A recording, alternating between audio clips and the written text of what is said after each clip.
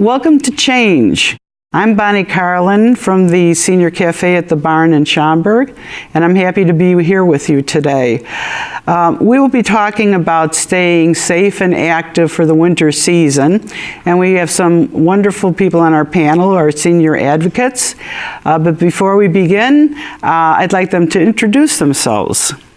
I am Paula Diaz. I am the Crime Prevention Specialist at the Schaumburg Police Department. My name is Mike McGinn. I'm the owner of Comfort Keepers in the Palatine-Schaumburg area, and we provide home care services. Hello, I'm Marina Lvovich. I'm the new Senior Services Coordinator at the Schaumburg Barn. Well, welcome, Marina. I'm glad to see you, Thank you. Taking over so handily at the barn and doing all the functions there. You must be very busy. Busy's my middle name. Yes. It's been very exciting, and everyone has been very welcoming. Mm-hmm. And we have a bright future ahead, and I just, getting my feet wet, but on board. Okay, thank you. I'd like to ask each of you briefly what problems you see with seniors in the community. Paula? Probably the biggest problems facing seniors is home safety. Mm-hmm. Some of the scams that are going around. Mm-hmm. And with the holiday season coming upon us, holiday shopping. Mm. And Mike? Even along the same lines as safety for the seniors, what we're seeing is problems with the home environment, removing obstacles and things like that as their lives are changing, medication managements, and falling in the home. That's a big problem. Oh, absolutely. How about you, Marina? Well, I'm going to take it from a different aspect about staying active. I know winter months are ahead. It's getting cold out there, not much to really do outside, and I'd like to welcome everybody to the barn and have them come in and take a tour and see what's going on. We have a lot of activities. We have great food and even better company. Thanks. Paula, now you mentioned some scams that seniors have to be aware of. What's happening in the community? Well, probably some of the more prevalent scams are the grandparent scam is always a problem, where an offender poses as a grandchild, contact the victim, pretending to be a grandchild and needing some money to get out of jail, or and in every case, the grandparent is to Western Union wire money to that offender, and they lose money. So the grandparent scam is a big problem, and just there's a lot of scams that come up when like with the healthcare. There's some of those kind of scams going on, mainly telemarketing. So if somebody just contacts you and wants money for something, what should you do? Anytime somebody asks for personal information or requesting money, that should send a big alert, a red flag. And at that time, people should be very leery of, giving out any kind of information. I always tell them, hang up. Tell a senior if they ever have a problem like that, just hang up. Yeah. Very good. How about security and safety, both inside and outside the home? For whether you're a senior or not a senior, home safety is very important during the winter months. It's dark a lot earlier.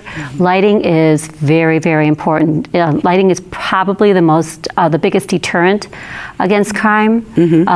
So having those exterior lights on in the front and the backyard, back of the homes, is very important. Having deadbolts on all exterior doors. If you have an attached garage, the door between the home and the garage should be considered an exterior door and should have a deadbolt. And most importantly, especially when it comes to seniors, never letting anyone in your home. Absolutely. Anyone, especially if they come unannounced and knock on your door. Right. And I know that some of the seniors, they don't have the peek hole, or right. to look through. So instead of just opening your door, what's a good thing to do? Sort of look, around the window and see who's out there. Or? Right. Many doors have windows, maybe small windows, or you have a window next to the door where you can see outside. Right. Like you mentioned, unannounced visitors are, that's a red flag. Right. So if somebody comes to your door announcing that they're a utility repairman or a salesperson, if you didn't call for a repairman or weren't notified of any utility issues with the company, utility company, never let them in the home. Can you call Commonwealth Edison or right? Contact the utility company. You can contact if they just won't go away. Contact the police department, and the patrol officer can come and find out what's going on. That sounds like a good idea. What type of emergencies do you see also in the community? Well, we are the police department, so we get all types of emergencies. So with that, what we really want to let residents know is when to call for emergencies and what number to call for emergencies. Many people contact 311 to notify the police. 311 is a village number. So if you need any police assistance, you need to contact 911. I guess people think that 311 is the non-emergency number, but they don't realize that it doesn't go to the police department. Right. Well, our 311 center is in the police department, but it handles village-related calls. The police, 911 is your direct communication with the police department. So if there is an emergency, contact 911 and contact as soon as you are able to contact the police. Sometimes we get calls the day after, which really does not help. No. So if they can contact the police department at the time, as soon as they possibly can, that does help. If you hear noises outside or something and you suspect a prowler may be out there, exactly, it's best to call the police department and have somebody come out and check it out. Suspicious cars or people that that are walking around. Maybe if you see a suspicious person that you're not that you don't know and they're looking in windows or cars, that's a good time to contact the police department. And contact 911. Sounds like a plan. Thanks, Paula. Sure. Yeah, we're going to go to break right now, but stay tuned. We'll be right back.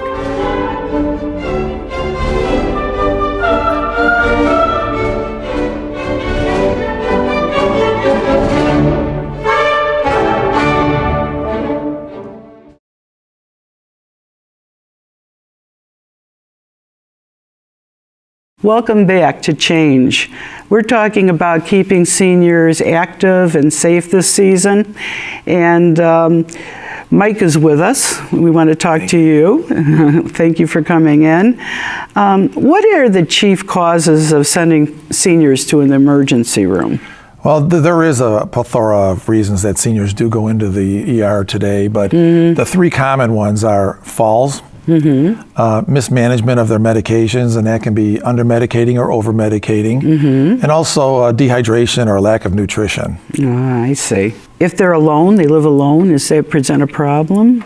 Well, typically that's what happens when they are alone. There's no one supervising their activities, especially if they are starting to experience memory loss or maybe have been diagnosed with dementia or Alzheimer's. They really are putting themselves at risk if they don't have someone in the home monitoring what they're doing on a daily basis. I see. And how can we offset the problems of nutrition and, say, dehydration or...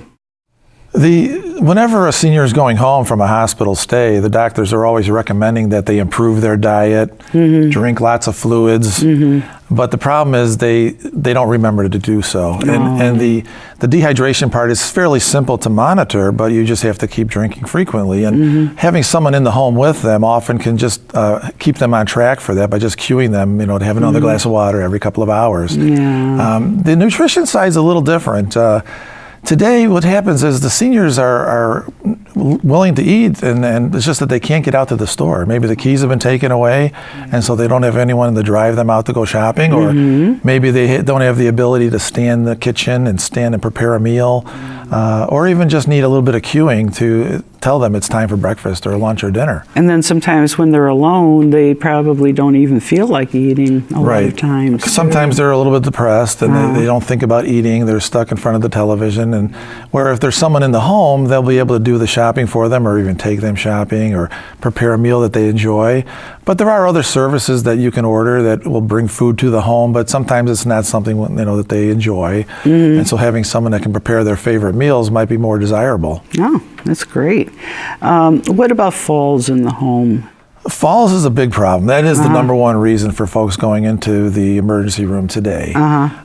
We estimate that over $20 billion in costs are due to falls every year, and that number is increasing every year.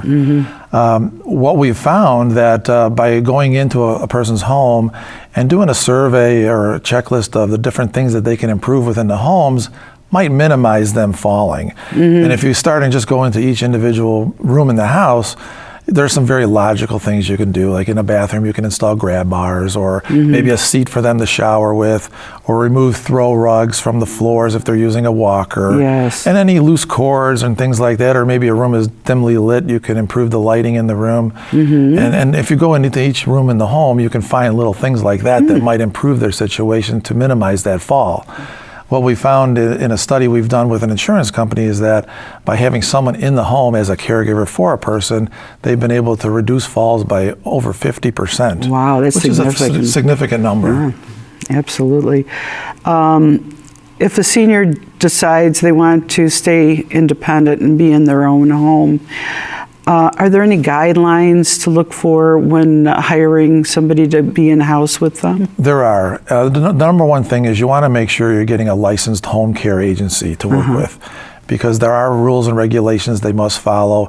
They are audited by the Illinois Department of Health and Human Services. And the most important ones are that we do a background check through the Illinois State Police. All the caregivers are bonded and insured, so if anything goes wrong in the home, the senior's not liable for that. Okay, and so we redo those background checks then every year to make sure good quality people are in their homes. That's good.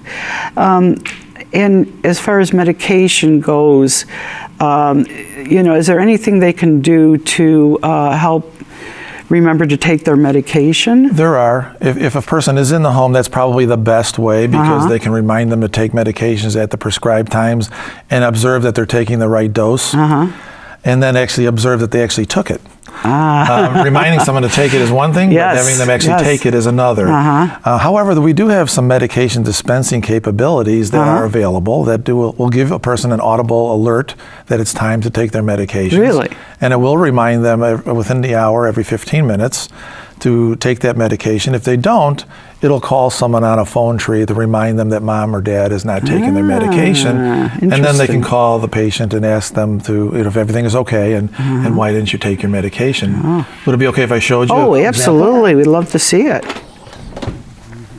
This is an example of a very simple medication device. It looks very similar to what you might purchase in a store like a Walgreens or CVS.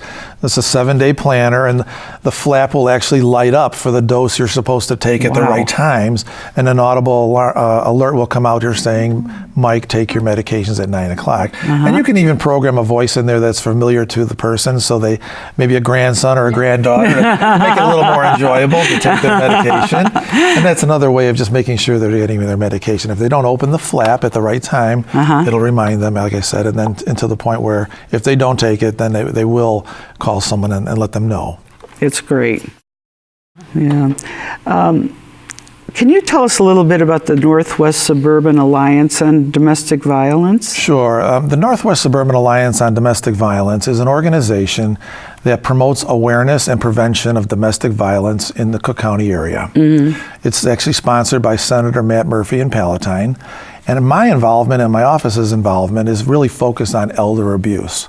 Another person in my office and I are both advocates on the Alliance, and we go out and speak to different community groups and organizations, including the judges and police departments, to let them know about the rising statistic in elder abuse. And that is not just physical abuse or verbal abuse or emotional abuse, it's also neglect and things like that, as well as financial abuse. And what signs do you see of abuse? You know, maybe Paula can help us too. You know. That's hard, isn't It it? can't, if it's not physical, it's difficult to see unless you're actually witnessing the verbal abuse. Often we'll see things where someone needs assistance, but the family is withholding financial resources and not allowing them to have those things. That's abuse. If there's lots of clutter in the home and it's really in an uninhabitable state, we are obligated to report that to the right agency so that they can come in and get that under control. So there's a number of different things that we can identify and report back to the family members. I think that just to add on, especially when you see seniors on a daily basis, verbal abuse and just any kind of abuse, you could see a change in a person's mood and a change in a person's behavior, how they're dressed, if they're taking care of themselves, anything that's unusual from how they normally act. Well, that's something to be aware of. We have to take a break right now, and we'll continue.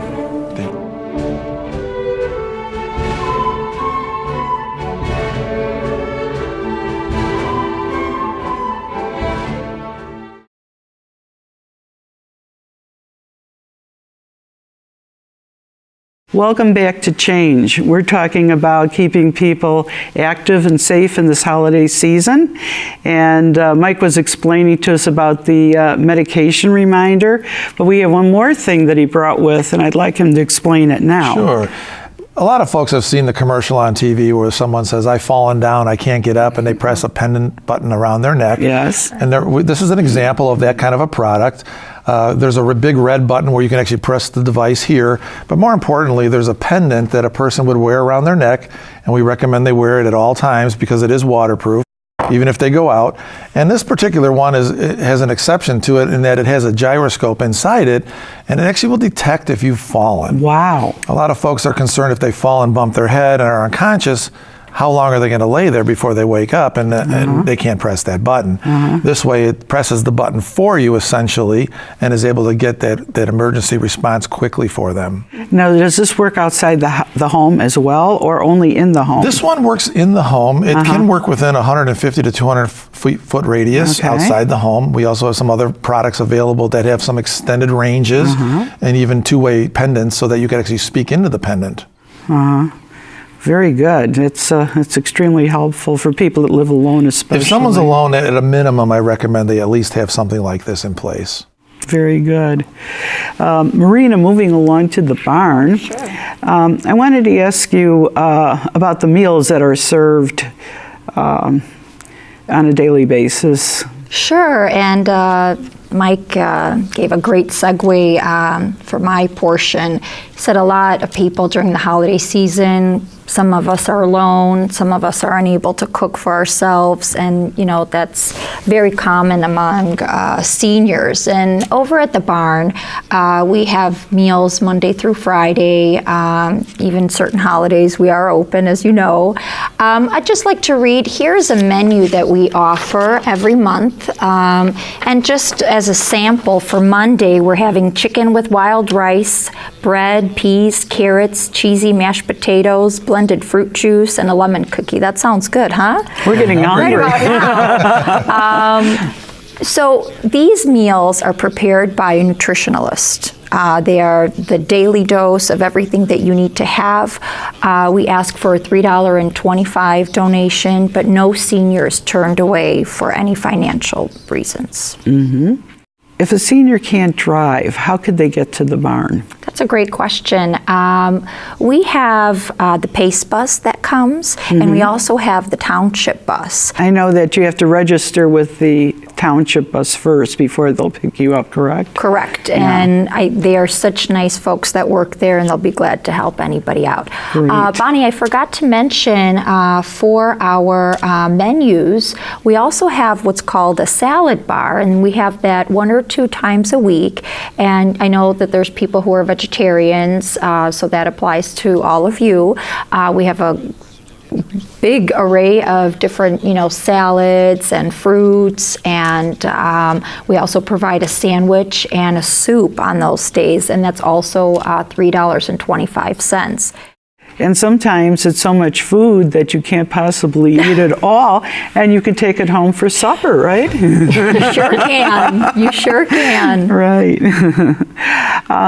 You also have activities at the barn. You want to name some of the things that... Absolutely. As I was mentioning it, on the schedule, we have a menu on one side, and we have an activity schedule on the other side. Some of the activities that we have, most people that come in enjoy playing cards.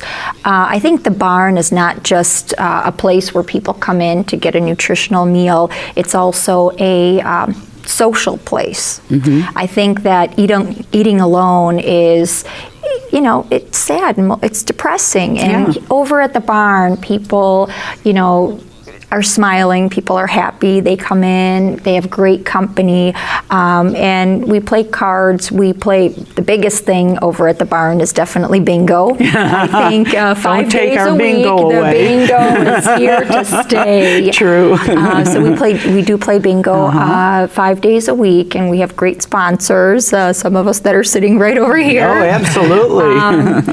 But we also have we have new activities that are coming up. What are those? Staying active is definitely key. One thing that we have tried, and we're going to try it next month too, is called Zumba. And it combines very lively music with nice dance choreography. And, we're trying something new where for those of us that are able to stand and are able to really move, we got 15 minutes of the Zumba, and then it will continue with a portion that we can, actually sit down and continue to do it for those that are not able to stand for the entire portion. And we have great parties too, don't we? You said it. And we've got quite a few of those coming up in December. December 9th, we're having Alden Poplar Creek catering for our party, and they have absolutely fantastic food. December 20th, we're having a holiday extravaganza party. We're having Ricardo's Catering, and the party's only $3. We're having a beautiful dance show, and don't forget about December 31st, which is New Year's. We're going to be counting down to 12 noon. Seeing that we can't stay up late, right? We never make the midnight. We'll definitely do some toasting with sparkly grape juice, grape juice. Sparkling grape juice, of course. Absolutely. So looking forward to those. We're actually going to be doing a book club as well. That'll be the second week of December, Tuesday, December 10th. With Lisa Nusret from the library. So you're welcome to join. And what about the crafts? That is something new that we've been doing. We've been doing a lot of crafting. We made beautiful placemats for our Thanksgiving Day party, and we're going to be doing a service project for different organizations and communities, our sponsors, as a way to give back to the community, and you're welcome to join us for that as well. Thank you. I wanted to thank all of our panelists today for giving us such good information. And to any senior out there that would like to join us for lunch in the cafe at the Schaumburg Barn, please call Marina at 847-524-7496.